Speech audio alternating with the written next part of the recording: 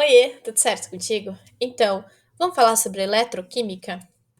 Mas antes disso, a gente vai falar sobre alguns conceitos importantes para essa aula aqui.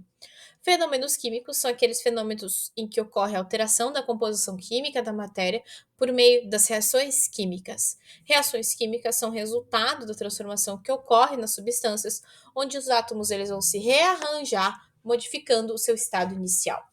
Dissolução é o ato de misturar um soluto em um solvente. A água, ela é um solvente universal para os solutos polares. A fusão é o processo de passagem de uma substância do estado sólido para o estado líquido, ou seja, ela é uma transformação de estado físico da matéria. O NOx é o número de oxidação, é a carga que um elemento adquire ao realizar uma ligação química. E ainda a gente tem dois pontos bem importantes, que é a redução, que é a reação em que o NOx da espécie química diminui, né, se torna mais negativo, e a oxidação, que é o NOx, que é a reação quando o NOx daquela espécie química aumenta. Outro ponto muito importante antes da gente iniciar propriamente a eletroquímica são as reações de oxirredução, que é um assunto que a gente trouxe se tu segue a sequência de aulas aqui na última aula. As reações de oxirredução, elas ocorrem entre metais, tendência para receber elétrons, e não metais, tendência para receber elétrons. Como exemplo, a gente pode citar a oxidação do ferro metálico a óxido de ferro, também conhecido, né, popularmente como ferrugem. O ferro, neste caso, vai ser o agente redutor, porque ele vai ter o seu NOx aumentado de 0 para 3 e o oxigênio vai ser nosso agente oxidante, e que o NOx vai de 0 para 2 O NOx diminuiu. Toda reação de oxirredução, ela tem dois pontos importantes. O primeiro deles é que eu tenho que ter sempre um par, um agente redutor e um agente oxidante. E eu também sempre envolvo a transferência de elétrons. Por mais que eles não apareçam propriamente na minha reação química, eles estão ali no meio. E como eu posso identificar eles? Através do número de NOx dos elementos químicos. Agora a gente vai falar um pouquinho, então, realmente sobre eletroquímica. Eletroquímica é o ramo da química que estuda o fenômeno de transferência de elétrons para transformar energia química em energia elétrica ou vice-versa. Essas reações, elas ocorrem quando eu tenho alteração no número de oxidação dos elementos envolvidos, ou seja, propriamente nas reações de oxirredução.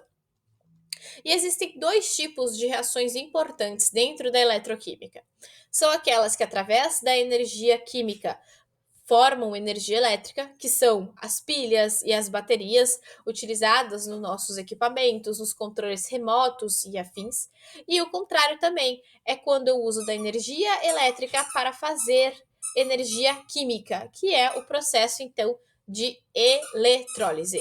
A pilha e a eletrólise, como a gente viu nesse slide aqui, eles são reações contrárias, né? Enquanto uma vai da energia química para energia elétrica, o outro vai da energia elétrica para a energia química.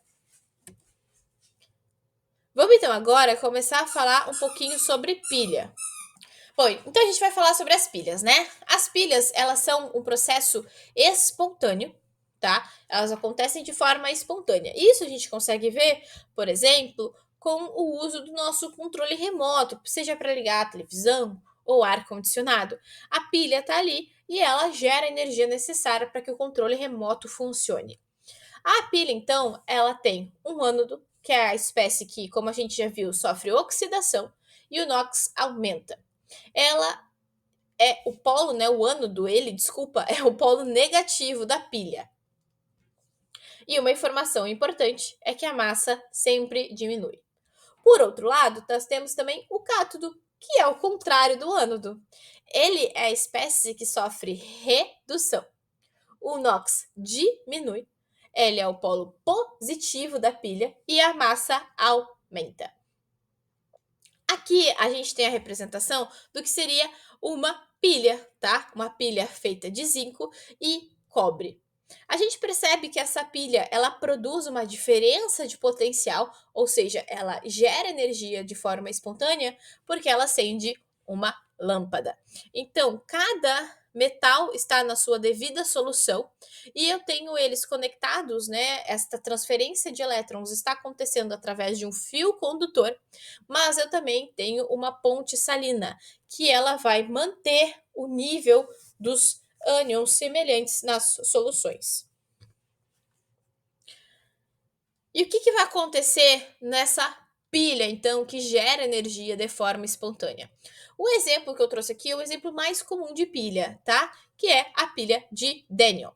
A pilha de Daniel é essa pilha de zinco cobre e a gente também pode escrever ela na forma que aparece ali embaixo no slide. Zinco metálico, barrinha, zinco 2+, que é a forma oxidada para a qual o zinco irá, dois traços que representam a ponte salina, cobre 2+, que era o estado inicial do cobre na solução, tracinho, e cobre metálico, que é o estado para o qual o cobre vai reduzir.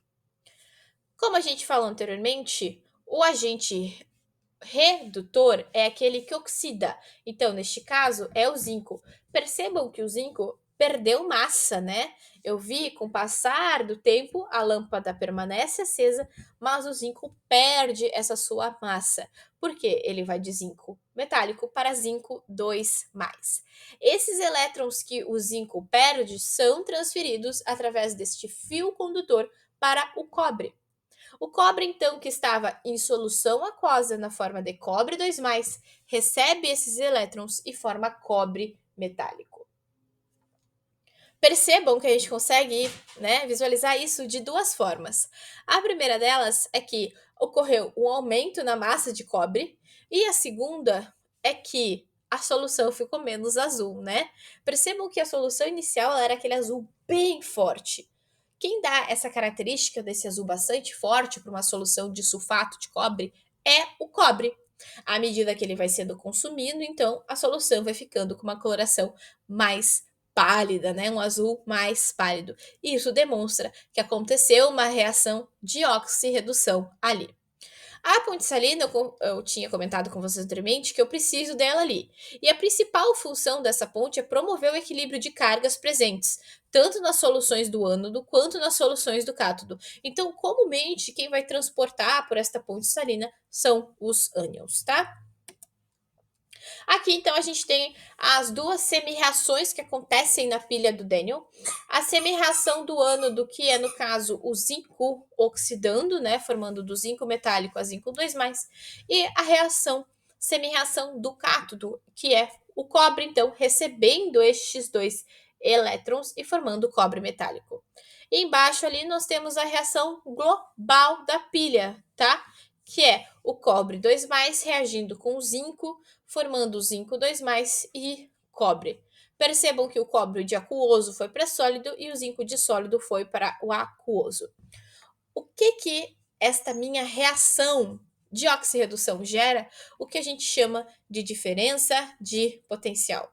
E essa diferença de potencial, por exemplo, nas pilhas, ela aparece, né, com o número da pilha volt do lado, tá? É porque é a quantidade de energia que essa reação química conseguiu gerar. É a diferença de potencial.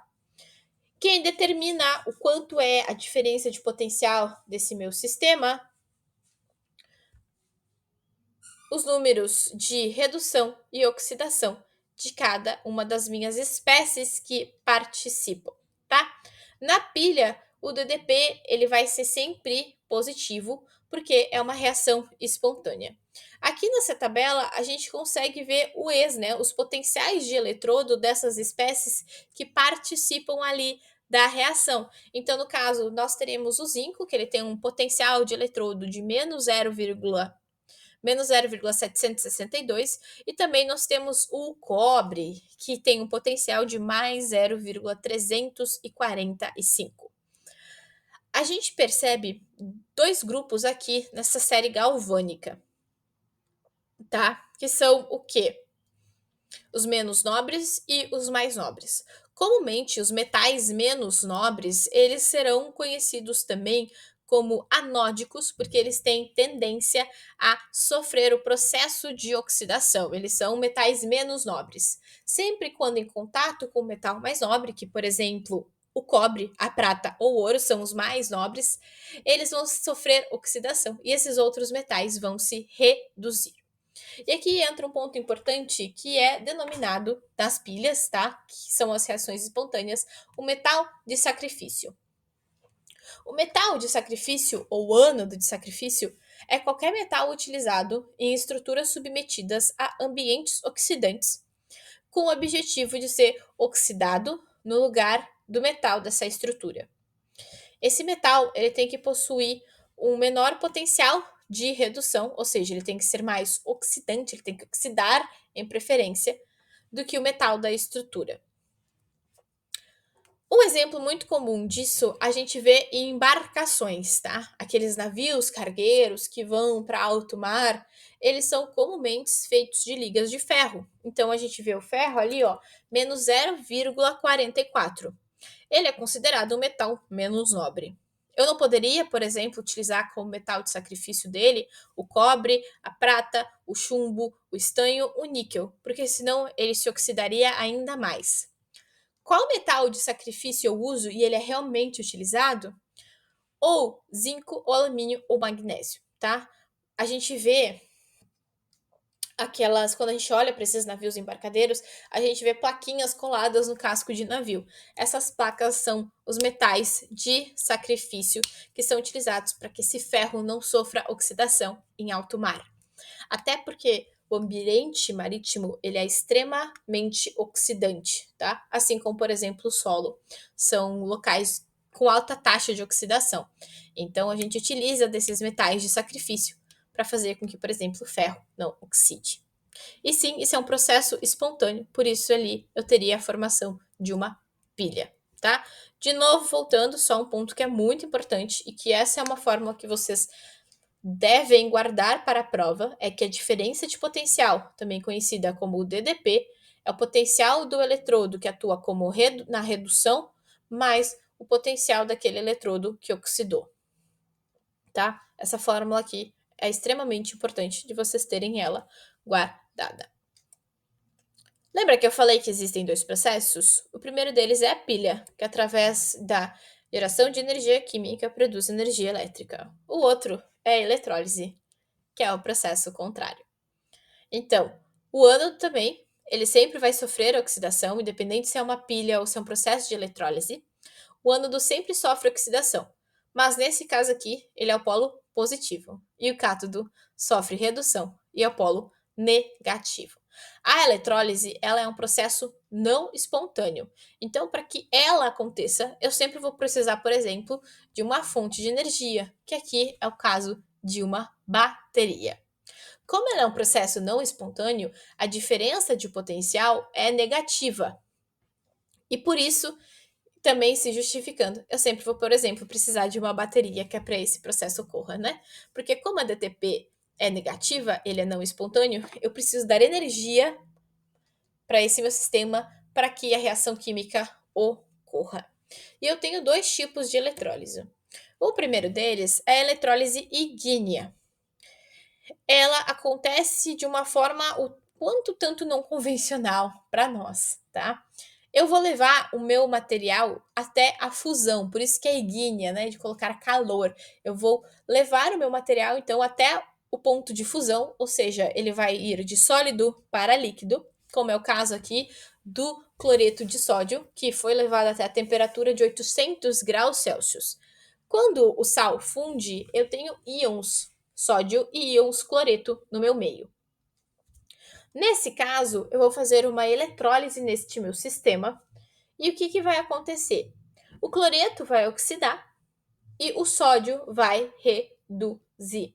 Então, esse aqui é um método que ele é utilizado na indústria para obtenção de sódio metálico. Eu fundo o cloreto de sódio e obtenho sódio metálico através de reações de oxirredução. Mas a eletrólise que é mais comum a gente ver no nosso dia a dia é a aquosa. E a presença de água, ela muda tudo. Por quê? A água também vai participar das reações de oxirredução. Lembra quando a gente falou que a água pura, ela consegue então transferir energia? né, ela tem um determinado potencial, ela também vai ter esse potencial aqui na eletrólise. Então, eu vou precisar considerar a água para saber qual espécie vai oxidar, qual espécie vai reduzir. E por isso que a gente tem essa ordem de prioridade para cátions e ânions. No caso dos cátions, a ordem de prioridade é os metais alcalinos terrosos e o alumínio 3+, o AH+, e os demais cátions. Para os ânions, é oxigenados e flúor, os hidróxidos e os demais ânions. Agora, por exemplo, se a gente for ver a reação de eletrólise aquosa do NaCl, a gente vai perceber uma diferença gigantesca.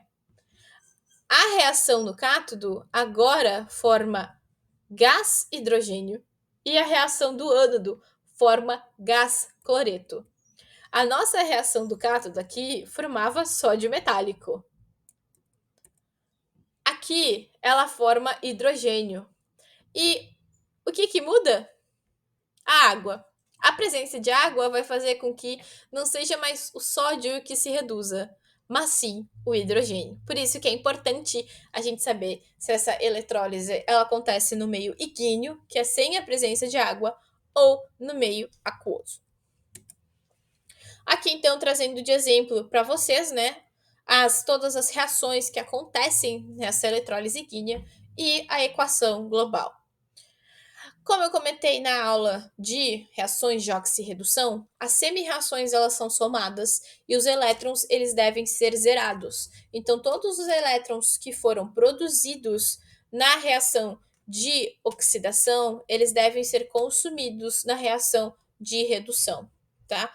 Tudo que for produzido deve ser consumido. Aonde a gente vê mais a questão da eletrólise sendo aplicada no nosso dia a dia, numa técnica que a gente chama de galvanoplastia.